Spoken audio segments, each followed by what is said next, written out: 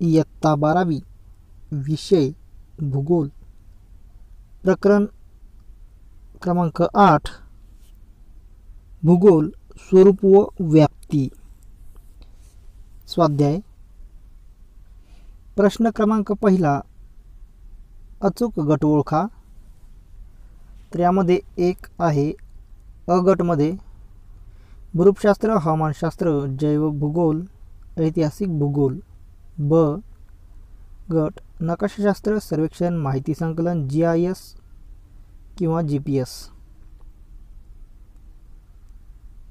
क गट आहे पर्यटन, वनसंवर्धन, वन्यप्राणी संवर्धन, संस्कृती संवर्धन। व ड गट आहे राजकीय भूगोल, प्राकृतिक भूगोल, लोकसंख्या भूगोल, आर्थिक भूगोल। तर याच्यातील योग्य गट असेल ब नकाशाशास्त्र, सर्वेक्षण, माहिती संकलन, GIS GPS। प्रश्न क्रमांक 2 भौगोलिक कारणे लिहा। 1 मानवी भूगोलाचे स्वरूप विभिन्न शाखांशी निगडीत आहे। उत्तर मानवी भूगोलात मानव आणि त्याचे पर्यावरणाशी असणारे संबंध आणि जगातील मानवाच्या सामाजिक व पर्यावरण विषयासंदर्भातील विविध गुणधर्मांच्या वितरणाचा अभ्यास केला जातो। त्यामुळे मानवी जीवनाशी निगडीत असणारी विविध सामाजिक शास्त्रे जसे समाजशास्त्र, राज्यशास्त्र, अर्थशास्त्र, मानसशास्त्र, इतिहास इत्यादी विषयाशी मानवी भूगोलाचा जवळचा संबंध येतो। मानवाच्या जीवनावर परिणाम करणाऱ्या प्राकृतिक घटकांशी निगडीत असणाऱ्या नैसर्गिक शास्त्रे यामध्ये भूशास्त्र, हवामानशास्त्र, जीवशास्त्र, मृदाशास्त्र इत्यादी शास्त्र यांचाही संबंध मानवी भूगोलाशी येतो। या दोन्ही शास्त्रातील विविध शाखांचा काही मर्यादित स्वरूपात मानवी भूगोलात अभ्यास केला जातो। त्यामुळे मानवी भूगोलाचे स्वरूप विविध शाखांशी निगडीत आहे। 2 भूगोल विषयाचे स्वरूप गतिशील आहे। तर याचं उत्तर असे देता येईल भूगोल म्हणजे पृथ्वी आणि तिच्याशी संबंधित मूलभूत घटकांचा अभ्यास होय। पृथ्वीवर सदैव परिवर्तन होते व तिच्या प्राकृतिक व सांस्कृतिक पर्यावरणात विविधता आढळते। हे प्राकृतिक किंवा मानवी भौगोलिक घटक स्थिर नसून गतिशील आहेत। काळानुसार ते बदलतात। उदाहरणार्थ जगाची लोकसंख्या, विविध प्राकृतिक भूरूपांचे आकार हे कालानुसार बदलत असतात। अशा विविध घटकांमध्ये होणाऱ्या बदलांचा अभ्यास भूगोल अभ्यासक करतात। भूगोल म्हणजे स्थळ आणि काळ यांचा अभ्यास होय। भूगोल अभ्यासक कुठे, केव्हा, काय आणि का या प्रश्नांची उत्तरे देण्याचा प्रयत्न करतात। त्यामुळे काळानुसार भूगोल अभ्यासाचा विषय बदलतो आणि या बदललेल्या विषयामुळे भूगोलाचे स्वरूप हे गतिशील आहे। 3 भूगोल विषयाचे स्वरूप द्वैतवादी आहे। तर याचं उत्तर आहे भूगोलाचे स्वरूप हे व्यापक असे आहे। कालावधीनुसार भूगोलाच्या स्वरूपात परिवर्तन होत गेले। भूगोलाची व्याप्ती जशी वाढली तसे भूगोलातील अभ्यासाचे स्वरूप बदलले। यातून अनेक नवनवीन विचार उदयास आले। यामध्ये काही विरोधाभासी दृष्टिकोन निर्माण झाले। यामध्ये मानव श्रेष्ठ की निसर्ग श्रेष्ठ, तसेच प्रदेशाचा अभ्यास करावा ही प्रदेशातील विविध विभागांचा अभ्यास करावा हा विरोधाभास निर्माण झाला। या विरोधाभासालाच द्वंद्ववाद असे म्हणतात। यातून परस्पर विरोधी किंवा स्वतंत्र दृष्टिकोन निर्माण झाले यांनाच द्वैतवादी असे म्हणतात। उदाहरणार्थ निसर्गवाद, प्राकृतिकवाद, संभाव्यवाद, मानवतावाद यामुळे भूगोलाचे स्वरूप हे द्वैतवादी बनले। या दोन्ही वादामुळे भूगोलाच्या विकासास मदत झाली। प्रामुख्याने हे वाद भूगोलातील अभ्यासाचे विषय, त्यांच्या अध्यापन पद्धती आणि भूगोलाच्या अभ्यासाच्या केंद्रबिंदू यांच्याशी संबंधित आहेत। प्रश्न क्रमांक 3 टिपा लिहा। 1 प्राकृतिक भूगोल विज्ञानाच्या विविध शाखांमधील संबंध।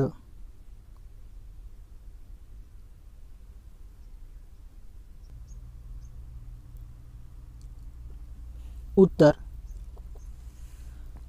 भूगोल हा एक वेगळा स्वतंत्र विषय असला तरी भूगोलाचा नैसर्गिक किंवा प्राकृतिक आणि सामाजिक शास्त्राशी संबंध येतो. प्राकृतिक भूगोलाचा विविध विज्ञानाच्या शाखांशी खालीलप्रमाणे संबंध येतो. 1. भूगर्भशास्त्र. पृथ्वीचे अंतरंग, भूगर्भाची रचना, भूहालचाली, लाव्हारस, खडकांची अंतर्गत रचना इत्यादी घटकांचा चिकित्सक अभ्यास हा भूगर्भशास्त्रात केला जातो. त्याचप्रमाणे तो भूगोलातही काही मर्यादित प्रमाणात केला जातो. त्यामुळे भूगर्भशास्त्र व भूगोल यांचा जवळचा संबंध येतो. 2. भूरूपशास्त्र. यामध्ये पृथ्वीवरील विविध भूरूपांचा अभ्यास केला जातो. भूगोलातही विविध अंतर्गत हालचालीमुळे निर्माण होणारी भूरूपे व बाह्य कारणामुळे निर्माण होणाऱ्या भूरूपांचा अभ्यास केला जातो. उदाहरणार्थ गटपर्वत, वलीपर्वत व नदी, हिमनदीचे व वाऱ्याच्या कार्यामुळे निर्माण होणारी भूरूपे यांचा अभ्यास भूगोलात केला जातो.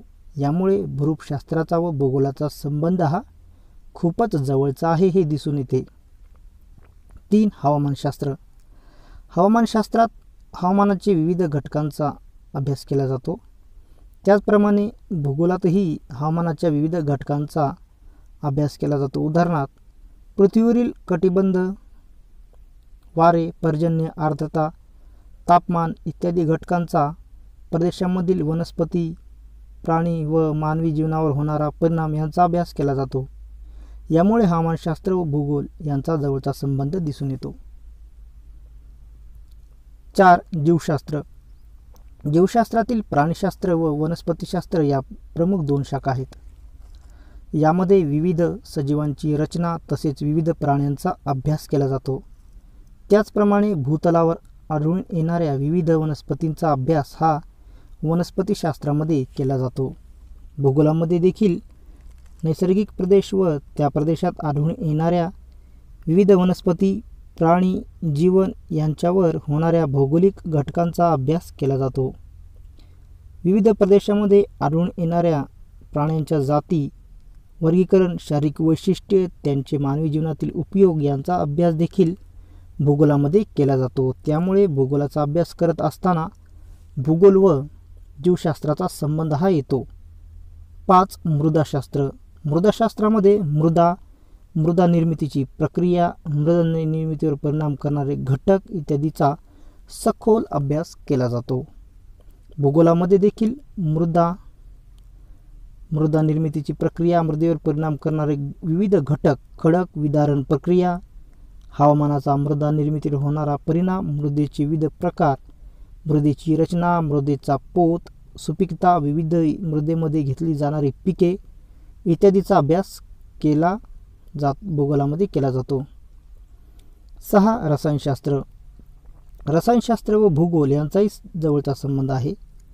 रासायनिक विदारण, रूपांतरित खडकाची निर्मिती, आम्लपर्जन्य, प्रदूषण, असेंद्रिय सेंद्रिय खते, हवेचे घटक, सागराची क्षारता इत्यादी घटकांचा अभ्यास करताना भूगोलाचा व रसायनशास्त्राचा संबंध येतो. 7. पदार्थविज्ञान. तापमान, आर्द्रता, वायुदाब इत्यादी गोष्टी व त्यांचे मोजमाप यांचा संबंध पदार्थविज्ञानाशी आहे. तापमापक, वायुदाब, आर्द्रता मापक, पर्जन्यमापक इत्यादी यंत्राचे कार्य, रचना या गोष्टी पदार्थविज्ञानात सविस्तर अभ्यासल्या जातात. तर या मापकांचा वापर भूगोलात विविध हवेच्या घटकांचे मापन करण्यासाठी केला जातो. 8. खगोलशास्त्र. आकाशगंगा, सूर्यमाला, ग्रह, उपग्रह, उल्कापिंड, धूमकेतू इत्यादी घटकांचे अध्ययन खगोलशास्त्रात केले जाते. तसेच ते भूगोलामध्ये देखील या घटकांचे अध्ययन हे केले जाते. 9. सागरशास्त्र. सागराची रचना, सागरातील प्रवाह, क्षारता, सागराचे हवामानावर होणारे विविध परिणाम इत्यादी घटकांचा अभ्यास हा सागरशास्त्राप्रमाणे भूगोलात देखील केला जातो. त्यामुळे सागरशास्त्र व भूगोल यांचा जवळचा संबंध प्रस्थापित होतो. 10. गणित आणि संख्याशास्त्र. भूगोलातील अक्षांश, रेखांश, वृत्तजाळी सर्वेक्षण, नकाशे व आकृत्या काढण्यासाठी गणितीय तंत्रांचा वापर केला जातो. त्याचप्रमाणे भूगोलातील सांख्यिकीय माहितीचे विश्लेषण करण्यासाठी विविध सांख्यिकीय तंत्रे आणि गृहीतकांच्या चाचण्या भूगोलात वापरल्या जातात. यामुळे भूगोलाचा गणित व संख्याशास्त्राशी संबंध येतो. याचप्रमाणे संगणकशास्त्राचाही आपत्ती व्यवस्थापन व आपत्तीचा अंदाज बांधण्यासाठी वापर केला जातो. अशा प्रकारे भूगोलाचा विविध विज्ञानाच्या शाखांशी संबंध येतो. 2 भूगोलाच्या शाखा. तर याचं उत्तर आहे भूगोलामध्ये प्राकृतिक घटक व मानव यांचा परस्परांशी असलेला संबंध अभ्यासला जातो. पृथ्वीवरील प्राकृतिक घटकात विविधता आढळते. या विविधतेचा परिणाम मानवाच्या सांस्कृतिक, सामाजिक व आर्थिक इत्यादी घटकांवर होत असतो. त्यामुळे भूगोलात प्राकृतिक घटकाबरोबरच मानवी घटकांचाही अभ्यास केला जातो. यामुळे भूगोलाच्या प्राकृतिक भूगोल व मानवी भूगोल अशा 2 शाखा निर्माण झाल्या आहेत. याचबरोबर प्रात्यक्षिक भूगोल याही शाखेचा समावेश भूगोलात होतो. भूगोलाच्या शाखा. यामध्ये भूगोलाच्या प्रमुख 3 शाखा आहेत: प्राकृतिक भूगोल, मानवी भूगोल व प्रात्यक्षिक भूगोल. तर प्राकृतिक भूगोलमध्ये आहेत हवामान भूगोल, मृदा भूगोल, खगोलीय भूगोल, भूरचना भूगोल, सागरी भूगोल, भूगर्भशास्त्र, प्राणीशास्त्र, वनस्पतीशास्त्र. मानवी भूगोलच्या 2 उपशाखा आहेत: आर्थिक भूगोल आणि सामाजिक भूगोल. तर आर्थिक भूगोलमध्ये आहेत कृषी भूगोल, औद्योगिक भूगोल, वाहतूक भूगोल, विपणन भूगोल, वैद्यकीय भूगोल, पर्यटन भूगोल, सैनिकी भूगोल. तर सामाजिक भूगोलमध्ये आहे सांस्कृतिक भूगोल, ऐतिहासिक भूगोल, लोकसंख्या भूगोल, वसाहती भूगोल, राजकीय भूगोल.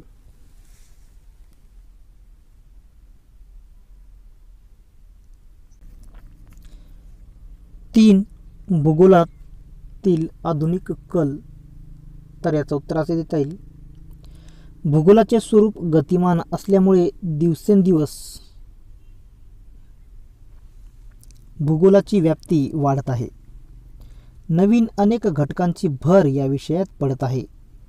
दृकश्राव्य माध्यम आणि माहिती तंत्रज्ञानामुळे माहिती स्रोत समृद्ध झाले आहेत. तंत्रज्ञान, संगणक आणि संगणक प्रणालीचा वापर यामुळे माहितीचे संकलन, विश्लेषण, सादरीकरण यामध्ये चांगल्या संधी उपलब्ध झाल्या आहेत. भूगोलाच्या अभ्यासासाठी भौगोलिक माहिती प्रणाली आणि जागतिक स्थान निश्चिती प्रणाली अनिवार्य आहे. यासाठी संगणक ज्ञानाचे भूगोल अभ्यासकास आवश्यक कौशल्य असणे गरजेचे आहे. ॲपचा वापर आपल्या दैनंदिन जीवनात वाढला आहे. याचे ज्ञान भूगोल अभ्यासकाला असणे गरजेचे आहे. उपयोजित भूगोलामध्ये गणितीय प्रतिकृती व संगणकीय प्रतिकृतीद्वारे भविष्यातील लोकसंख्येची वृद्धी, घनता, भूमी उपयोजन इत्यादीचे अंदाज वर्तवले जातात. त्यामुळे याचे ज्ञान असणे ही आधुनिक काळाची गरज आहे. प्रगत सांख्यिकीय तंत्र आणि संगणक प्रणाली यांच्याही ज्ञानाची गरज निर्माण झाली आहे. याचा उपयोग भौगोलिक पर्यावरणातील अनेक घटकांचे मोजमाप करण्यासाठी उपयोग होत असते. त्याचप्रमाणे आधुनिक काळात आपले भवितव्य घडवण्यासाठी भूगोलामध्ये अनेक आकर्षक पर्याय उपलब्ध झाले आहेत. स्पर्धा परीक्षेच्या अभ्यासात भूगोल अभ्यासाचे महत्त्व. याशिवाय विविध हार्ड स्किल व सॉफ्ट स्किल्स यांच्यासह विविध योजनातून या विषयात आधुनिक काळात भवितव्य घडवण्याच्या अनेक संधी उपलब्ध झाल्या आहेत. उदाहरणार्थ पत्रकारिता, पर्यटन, अध्यापन, पुस्तकलेखन, आशयलेखन, नकाशी निर्मिती, नागरी प्रशासन, वाहतूक नियोजन इत्यादी क्षेत्रात भूगोलाची पार्श्वभूमी असणाऱ्या व्यक्तींची आवश्यकता असते. 4 भूगोल अभ्यासासाठी लागणारे कौशल्य. तर याचं उत्तर आहे भूगोल या मूळ ज्ञान शाखेचे स्वरूप बदलत असून ते आता अधिकाधिक उपयोजित भूगोल ज्ञानशाखा म्हणून उदयास येत आहे. उपयोजित भूगोलामध्ये भूगोलातील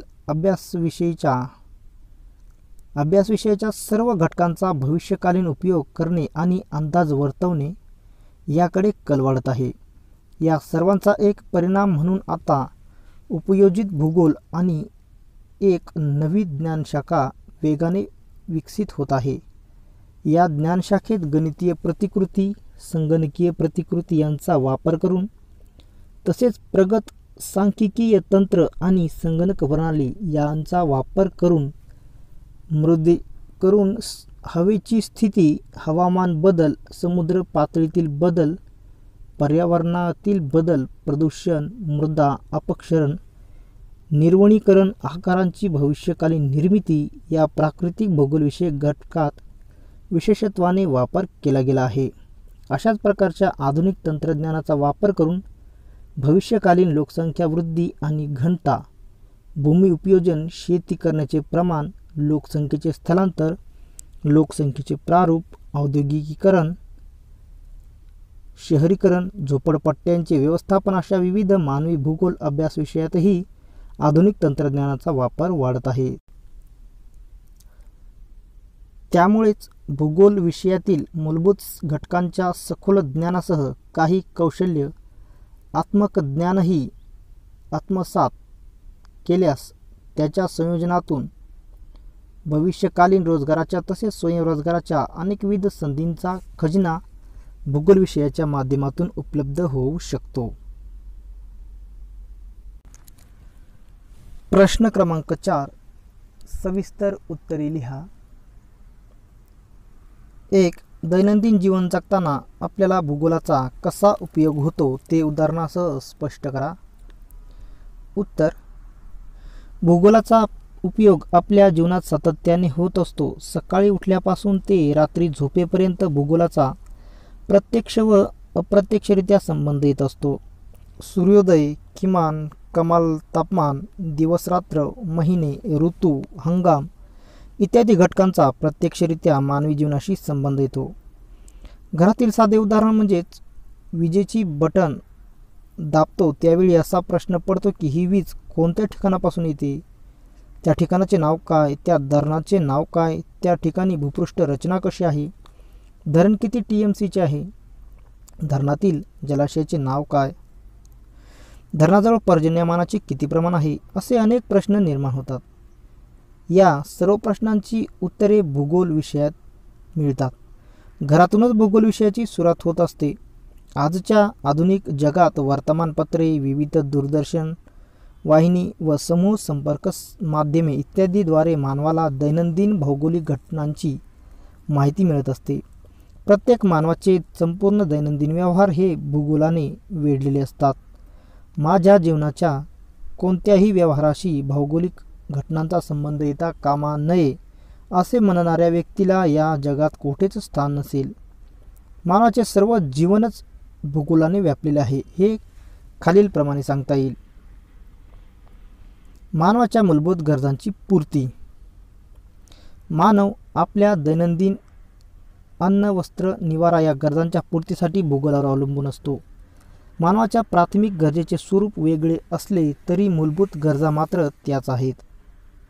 प्रत्येक प्रदेशातील पिकांवर तेथील मृदा, हवामान, पर्जन्य, तापमान इत्यादी भौगोलिक घटकांचा परिणाम होत असतो. उदाहरणार्थ, भारतात किनारपट्टी भागात तांदळाचे उत्पादन अधिक आहे तर गंगेच्या व यमुना नदीच्या सुपीक मैदानी प्रदेशात गव्हाचे उत्पादन अधिक आहे. तसेच कोकणात अधिक पर्जन्यामुळे उताराची घरे आढळतात तर थंड हवामानाच्या प्रदेशात लोकरी कपड्यांचा वापर केला जातो. 2. भूगोल व दैनंदिन व्यापार. दैनंदिन व्यापार करताना कोणत्या प्रदेशात कोणती उत्पन्ने घेतली जातात तसेच कोणत्या प्रदेशात बाजारपेठा उपलब्ध आहेत याचे भौगोलिक ज्ञान मानवास आपला दैनंदिन व्यापार करताना असणे गरजेचे असते. 3. वाहतूक. प्रदेशातील भौगोलिक परिस्थितीनुसार वाहतुकीचा विकास झालेला आढळतो. नद्या, सागरी किनारे असणाऱ्या भागात जलवाहतुकीचा वापर केला जातो तर मैदानी व पठारी प्रदेशात भूमार्गाचा वापर केला जातो. 4. दैनंदिन उद्योग, रोजगार व भूगोल.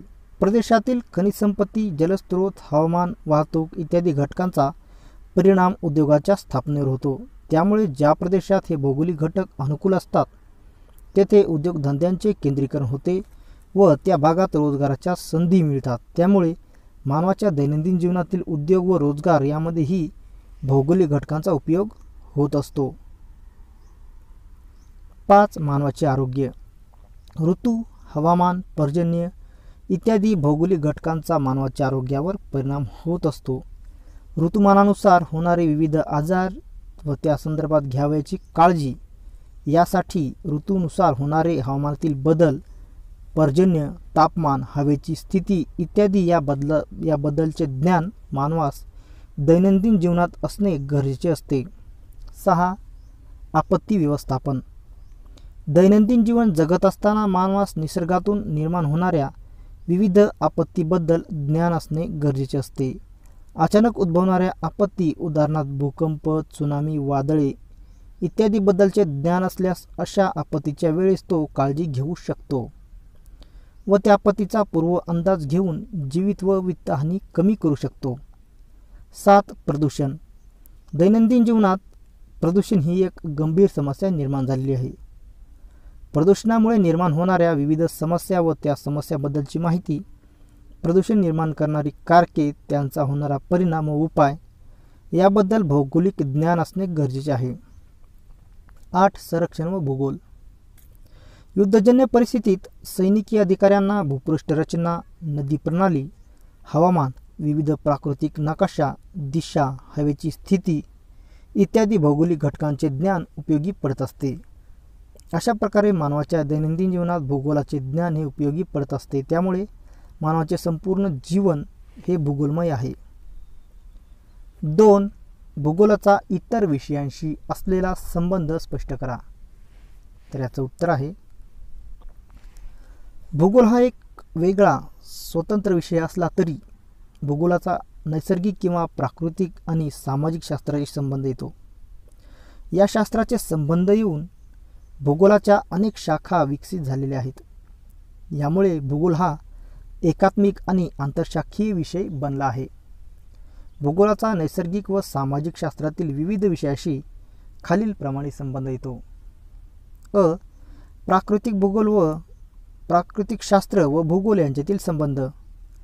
प्राकृतिक भूगोलाचा विविध ज्ञानाच्या शाखांशी खालीलप्रमाणे संबंध येतो. त्यामध्ये आहे 1. भूगर्भशास्त्र. पृथ्वीचे अंतरंग, भूगर्भाची रचना, भूहालचाली, लाव्हारस, खडकांची अंतर्गत रचना इत्यादी घटकांचा चिकित्सक अभ्यास हा भूगर्भशास्त्रात केला जातो. त्याचप्रमाणे तो भूगोलातही काही मर्यादित प्रमाणात केला जातो. त्यामुळे भूगर्भशास्त्र व भूगोल यांचा जवळचा संबंध येतो. 2. भूरूपशास्त्र. यामध्ये पृथ्वीवरील विविध भूरूपांचा अभ्यास केला जातो. भूगोलातही विविध अंतर्गत भूहालचालीमुळे निर्माण होणारी भूरूपे व बाह्य कारणामुळे निर्माण होणाऱ्या भूरूपांचा अभ्यास केला जातो.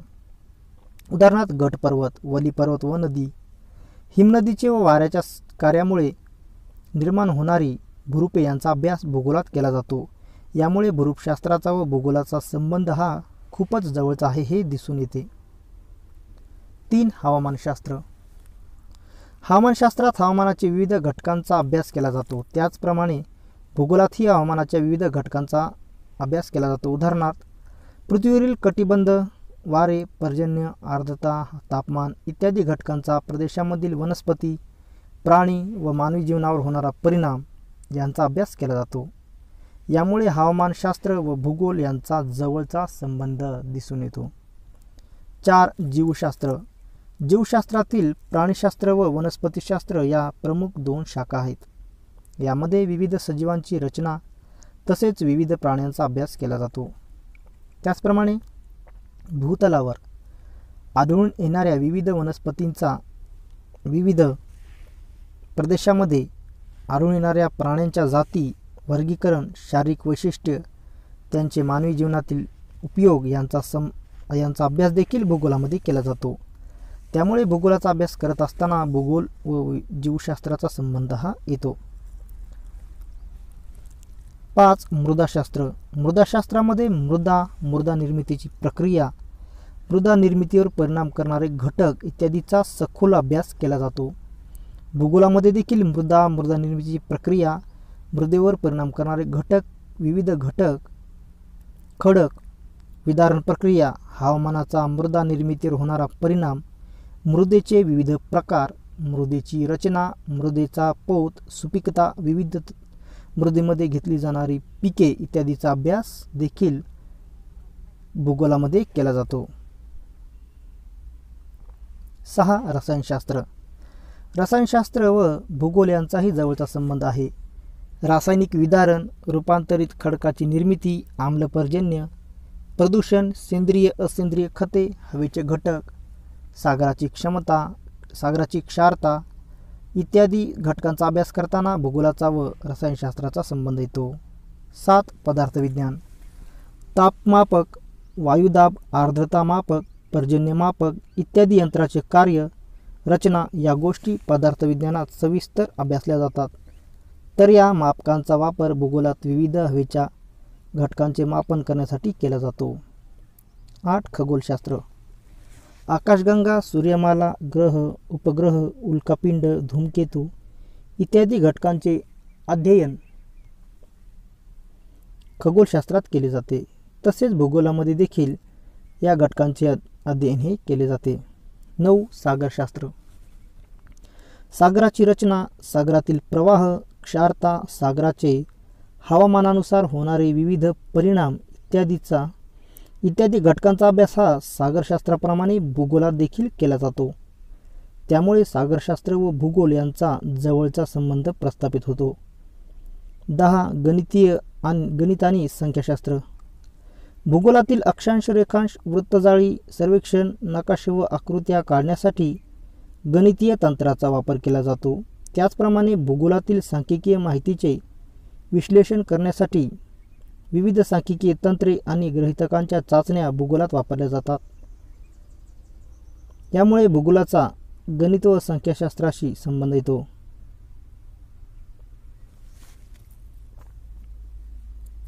ब. सामाजिक शास्त्र व भूगोल यांच्यामधील संबंध. भूगोलामध्ये प्राकृतिक घटक याप्रमाणेच मानवाचाही अभ्यास केला जातो. मानव हा समाजशील असल्याने मानवाच्या सामाजिक, सांस्कृतिक, आर्थिक, राजकीय घटकांचा अभ्यास भूगोलात केला जातो. त्यामुळे भूगोलाचा सामाजिक शास्त्राशी जवळचा संबंध येतो. तो पुढीलप्रमाणे. 1. भूगोल व इतिहास संबंध. इतिहासामध्ये मानवाच्या ऐतिहासिक घटनांचा, त्याच्या विविध संस्कृतीचा, मानवाच्या विविध कालखंडातील सामाजिक, सांस्कृतिक, राजकीय विकासाचा अभ्यास केला जातो. तर तो करत असताना त्या कालखंडात त्या प्रदेशातील विविध विकासावर तेथील भौगोलिक घटकांचा होणाऱ्या परिणामांचाही अभ्यास केला जातो. या भौगोलिक घटकांचा अभ्यास भूगोलातही केला जात असल्यामुळे भूगोल व इतिहास यांचा जवळचा संबंध दिसून येतो. प्रत्येक ठिकाणचा इतिहास घडवण्यासाठी तेथील भौगोलिक परिस्थिती कारणीभूत ठरते. 2. भूगोल व राज्यशास्त्र. राज्यशास्त्रामध्ये प्रदेशामधील राजकीय घटकांचा अभ्यास केला जातो. तर भूगोलात त्या प्रदेशातील राजकीय परिस्थिती का निर्माण झाली, त्यासाठी कोणते भौगोलिक घटक कारणीभूत ठरतात यांचा अभ्यास केला जातो. 3. भूगोल व अर्थशास्त्र. अर्थशास्त्र विविध आर्थिक सिद्धांत, आर्थिक नीती यांचा अभ्यास अर्थशास्त्रामध्ये केला जातो. तर भूगोलात मानवाच्या आर्थिक क्रिया, मानवाची आर्थिक प्रगती या घटकांवर परिणाम करणाऱ्या भौगोलिक घटकांचा अभ्यास केला जातो. ज्यामुळे भूगोल व अर्थशास्त्राचा जवळचा संबंध येऊन भूगोलात आर्थिक भूगोल ही स्वतंत्र शाखाच निर्माण झाली आहे. 4. समाजशास्त्र व भूगोल. समाजशास्त्रात मानवी समूह, गट, समाजरचना, रूढी, परंपरा, कुटुंब पद्धती, लोककला, धर्म इत्यादींचा अभ्यास केला जातो. तर भूगोलामध्ये एखाद्या प्रदेशाचा अभ्यास करताना तेथील मानवी जीवन, तेथील आदिवासी जमाती, त्यांची लोकसंख्या, तेथील चालीरीती, रूढी, परंपरा यांचा भौगोलिक दृष्टिकोनातून अभ्यास केला जातो. म्हणून समाजशास्त्र व भूगोल यांचा जवळचा संबंध दिसून येतो. 5. लोकसंख्याशास्त्र व भूगोल. लोकसंख्याशास्त्राप्रमाणे भूगोलातील लोकसंख्येचा अभ्यास केला जातो. भूगोलात लोकसंख्येतील कालखंडानुसार व प्रदेशानुसार होणारे बदल, लोकसंख्येची रचना, लोकसंख्येवर परिणाम करणारे घटक यांचा अभ्यास केला जातो. त्यामुळे लोकसंख्याशास्त्र व भूगोल यांचे अतूट नाते दिसून येते. 3. भूगोलाचे स्वरूप सविस्तर स्पष्ट करा. तर याचं उत्तर आहे, भूगोल म्हणजे पृथ्वी आणि तिच्याशी संबंधित घटकांचा अभ्यास होय. पृथ्वीवर सदैव परिवर्तन होते व तिच्या प्राकृतिक व सांस्कृतिक पर्यावरणात कालखंडानुसार विविधता आढळते. त्यामुळे कालावधीनुसार भूगोलाभ्यासाचे स्वरूपही बदलत गेलेले दिसते. वेळोवेळी भूगोलाच्या स्वरूपात बदल झालेले दिसून येतात. ते खालीलप्रमाणे आहेत. 1. वर्णनात्मक. भूगोलाच्या विविध व्याख्यांचा विचार केल्यास भूगोलाचे स्वरूप टप्प्याटप्प्याने बदलत गेलेले आढळते. सुरुवातीच्या काळात भूगोलाचे स्वरूप हे वर्णनात्मक होते. या काळात अनेक भूगोलतज्ञांनी प्रवास करून जे जे दिसले त्याचे वर्णन नोंदवून ठेवण्याचा प्रयत्न केला. या वर्णनामुळे अनेक भौगोलिक प्रदेशांची माहिती मिळाली. याच काळात अनेक भौगोलिक प्रवास वर्णने निर्माण झाली. 2. वितरणात्मक व वर्गीकरणात्मक. भूगोलाची प्राथमिक अवस्था वर्णनात्मक होती. दुसरी भूगोलाची अवस्था म्हणजे वितरणात्मक होय. वर्णनांच्या माहितीवरून अनेक ठिकाणांची माहिती प्राप्त झाली. या माहितीच्या आधारे समान गुणधर्म असणारी माहिती एकत्रित करण्यात आली व त्यांचे वर्गीकरण करण्यात आले, ज्यामुळे भौगोलिक माहितीमध्ये सुसूत्रता आली. उदाहरणार्थ, आशिया खंडातील विविध देशांची माहिती ही आशिया खंडांतर्गत वर्गीकृत करण्यात आली. 3. कार्यकारण भावात्मक. वितरणात्मक भूगोलाच्या स्वरूपावरून कार्यकारण भावात्मक स्वरूप भूगोलाला प्राप्त झाले. कार्यकारण भाव हा शास्त्रीय विषयांना लागू पडतो. भूगोलामध्ये एखाद्या ठिकाणी विशिष्ट परिस्थिती निर्माण झाली असेल तर तिथेच तशीच परिस्थिती का निर्माण झाली याची कारणे कार्यकारण भावामुळे शोधली जाऊ लागली. उदाहरणार्थ, एखाद्या प्रदेशात तांदळाचे उत्पादन अधिक असेल तर ते तेथेच का अधिक आहे या मागील कारणांचा शोध घेण्यास भूगोलामध्ये सुरुवात झाली. 4. गतिशीलता. परिवर्तन हे अटळ असते. परिवर्तनामुळे पृथ्वीवरील भूरूपे, त्यांचे आकार, प्राकृतिक परिस्थिती व मानवी घटकामध्ये बदल होत असतात. अशा बदलांचा संबंध कालमानाशी असल्याने भूगोलाभ्यासकांना त्याविषयी स्वारस्य असते. अशा प्रकारे भूगोल म्हणजे स्थळ आणि काळ यांचा अभ्यास. यामुळे भूगोलाचे स्वरूप गतिशील बनले. 5. द्वैतवादी. भूगोलामध्ये कालखंडानुसार विविध अभ्यास पद्धती व अभ्यासाचे विषय बदलत गेले. काही भूगोलतज्ञांनी निसर्ग श्रेष्ठ मानून नैसर्गिक घटकांच्या अभ्यासाला महत्त्व दिले, तर काहींनी मानव श्रेष्ठ मानून मानवी घटकांच्या अभ्यासाला महत्त्व दिले. यातून भूगोल अभ्यासामध्ये विभिन्न विरोधाभासी दृष्टिकोनाची निर्मिती झाली. यालाच भूगोलामधील द्वैतवाद म्हणतात. त्यामुळे भूगोलाच्या प्राकृतिक व मानवी शाखांचा विकासाला हातभार लागला. 6. सांख्यिकीय माहिती. आधुनिक काळात भूगोलाचे स्वरूप हे सांख्यिकीय माहितीवर आधारित बदललेले आहे. प्राकृतिक व मानवी घटकांमध्ये सर्वेक्षण, छायाचित्रे, उपग्रह, GPS, GIS इत्यादी साधनांद्वारे प्राप्त होणाऱ्या सांख्यिकीय माहितीचे प्रगत सांख्यिकीय तंत्र आणि संगणक प्रणालीद्वारे विश्लेषण करून त्याचा वापर भौगोलिक पर्यावरणातील अनेक घटकांचे मोजमाप करून भविष्यातील अंदाज वर्तवण्यासाठी व नियोजन करण्यासाठी केला जातो. अशा प्रकारे भूगोलाचे स्वरूप प्राचीन कालखंडापासून आधुनिक काळापर्यंत बदलताना दिसते आहे. प्रश्न क्रमांक 5. फरक स्पष्ट करा. यामध्ये एक आहे प्राकृतिक भूगोल आणि मानवी भूगोल. यामध्ये फरक स्पष्ट करायचा आहे. तर यामध्ये प्राकृतिक घटकांचा अभ्यास करणाऱ्या भूगोलाच्या शाखेस प्राकृतिक भूगोल असे म्हणतात. तर मानव व त्याच्याशी संबंधित घटकांचा अभ्यास करणाऱ्या भूगोलाच्या शाखेस मानवी भूगोल असे म्हणतात. भूरूपे, जलप्रणाली, भूस्वरूप, रचना, हवामान, पर्जन्य, सागरतळ रचना, आकाशगंगा, ग्रह, तारे इत्यादी प्राकृतिक घटकांचा अभ्यास केला जातो प्राकृतिक भूगोलामध्ये. तर मानवी भूगोलामध्ये मानव, मानवाच्या विविध आर्थिक क्रिया, मानवाची सामाजिक व सांस्कृतिक परिस्थिती, लोकसंख्या, तिची रचना इत्यादी घटकांचा अभ्यास हा केला जातो. प्राकृतिक भूगोलामध्ये प्राकृतिक घटकाचा अभ्यास करताना नैसर्गिक शास्त्राप्रमाणे नियम लावता येतात व येणाऱ्या निष्कर्षाचे सामान्यीकरण करता येते. उदाहरणार्थ, जसजसे समुद्र सपाटीपासून उंच जावे तसतसे हवेचा दाब कमी होतो. मानवी घटक हे प्रदेशानुसार बदलत असतात, त्यामुळे या घटकांच्या अभ्यासाला नैसर्गिक शास्त्राप्रमाणे नियम लावता येत नाहीत. प्राकृतिक भूगोलामध्ये भूरूपशास्त्र, हवामानशास्त्र, भूगोल, मृदा भूगोल, खगोलीय भूगोल इत्यादी शाखांचा समावेश होतो. तर मानवी भूगोलामध्ये ऐतिहासिक भूगोल, राजकीय भूगोल, आर्थिक भूगोल, वर्तणुकीचे भूगोल, लोकसंख्या भूगोल इत्यादी शाखांचा समावेश होतो. प्राकृतिक भूगोलामध्ये निसर्ग हा मानवापेक्षा श्रेष्ठ आहे असे मानले जाते, तर मानवी भूगोलात मानव हा निसर्गापेक्षा श्रेष्ठ आहे असा विचार मानला गेला.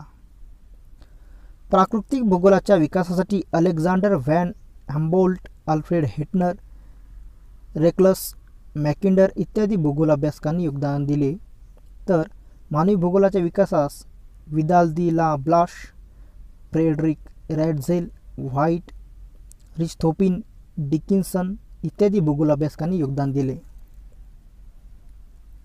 2. निसर्गवाद आणि संभाव्यवाद यामध्ये फरक स्पष्ट करायचा आहे. तर याचं उत्तर आहे निसर्गवाद आणि संभाव्यवाद. तर निसर्ग हा मानवापेक्षा श्रेष्ठ आहे या दृष्टिकोनालाच निसर्गवाद असे म्हणतात. तर मानव हा निसर्गावर ताबा मिळवू शकतो या दृष्टिकोनाला संभाव्यवाद असे म्हणतात. निसर्गवादामध्ये नैसर्गिक घटकांच्या अभ्यासाला अधिक महत्त्व दिले जाते, तर संभाव्यवादामध्ये मानव व त्याच्याशी संबंधित घटकांचा अभ्यास याला महत्त्व दिले जाते. निसर्गासमोर मानवाचे अस्तित्व काहीच नाही, मानवाचे संपूर्ण जीवन निसर्ग नियंत्रित करतो असा विचार मानला जातो. तर संभाव्यवादामध्ये मानव निसर्गावर नियंत्रण मिळवून हवे तसे बदल निसर्गामध्ये करून आपले जीवन अधिक सुसह्य बनवतो असा विचार मानला जातो. निसर्गवादामध्ये नैसर्गिक आपत्ती, उदाहरणार्थ भूकंप, ज्वालामुखी, त्सुनामी, वादळे इत्यादी घटना या निसर्ग हा मानवापेक्षा श्रेष्ठ आहे हे सिद्ध करतात. तर संभाव्यवादामध्ये विशाल धरणे, दुर्गम भागातील वाहतूक मार्गाचा विकास, प्रतिकूल हवामानामध्ये मानवी जीवन इत्यादी उदाहरणे हे मानव निसर्गावर नियंत्रण मिळवू शकतो हे सिद्ध करतात. हम्बोल्ट, हेटनर, मॅकिंडर, रेक्लस इत्यादी भूगोलतज्ञ हे निसर्गवादाचे पुरस्कर्ते आहेत. तर Vidal de la Blache, Friedrich Ratzel, White, Richthofen, Dickinson इत्यादी भूगोलतज्ञ हे संभाव्यवादाचे पुरस्कर्ते आहेत. प्रश्न क्रमांक 6. सुबक आकृत्या काढा. 1. भूगोलाचा अन्य विषयाशी संबंध. तर याची आकृती आपल्याला या पद्धतीने काढता येईल. भूगोलाचा अन्य विषयाशी असलेला संबंध.